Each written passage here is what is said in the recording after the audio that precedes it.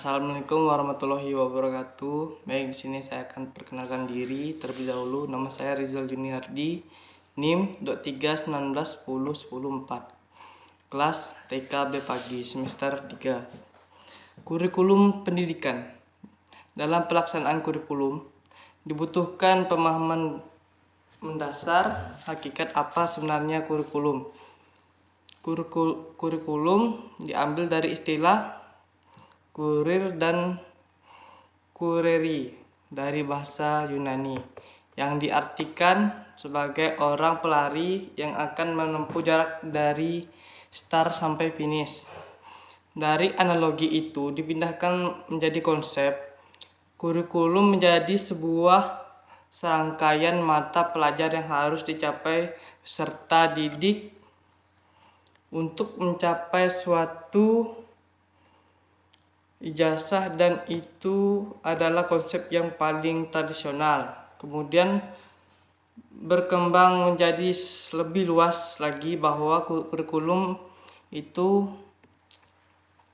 bukan hanya seperangkaian pelajar, tapi juga seluruh aktivitas yang dilakukan oleh siswa yang dibimbing oleh sekolah, baik itu oleh guru, oleh tenaga pendidikan yang lainnya, yang tujuannya ialah untuk meningkatkan kompetensi para peserta didik. Kurikulum ada beberapa komponen, yaitu kurikulum sebagai sebuah tujuan, kurikulum sebagai aktivitas, kurikulum sebagai alat evaluasi. Fungsi kurikulum kepada peserta didik, guru, dan fungsi individu, lembaga, siswa, pendidik sebagai acuan dan panduan dalam pelaksanaan pembelajaran menjalankan proses pendidikan. Guru sebagai acuan dalam melaksanakan proses pembelajaran itu sendiri. Misalnya ketika dia juga harus membuat rencana yang disebut dengan silahas RPP, itu juga bagian dari dokumen kurikulum. Siswa, fungsi bagian siswa tentu sangat bermanfaat, terutama terkait fungsi seleksi, kemudian fungsi adaptif, bagaimana siswa bisa menyesuaikan dengan kemampuan yang dimilikinya. Fungsi individu artinya bahwa pembelajaran ini bisa mengangkat kemampuan individual siswa, minat bakat siswa, sehingga bisa digali, bisa diciptakan oleh sekolah yang diberikan penanganan, diberikan treatment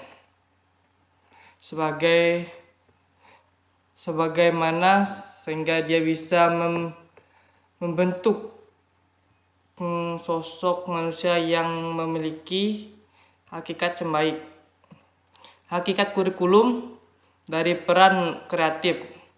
Kurikulum ini berprinsipnya sebagai pendidikan ingin menggali potensi siswa yang ada pada dirinya. Bagaimana kurikulum ini bisa menyediakan ekstrakurikuler.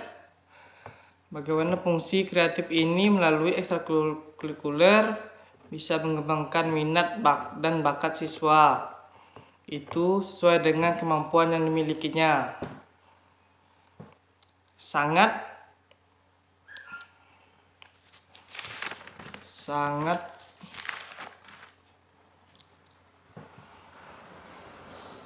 sangat difasilitasi dalam proses pendidikan itu.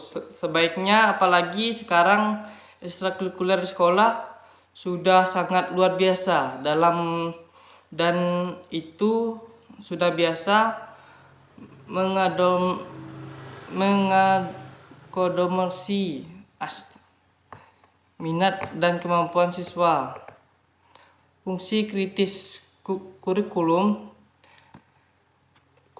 ini bisa menghasilkan suatu hal inovasi.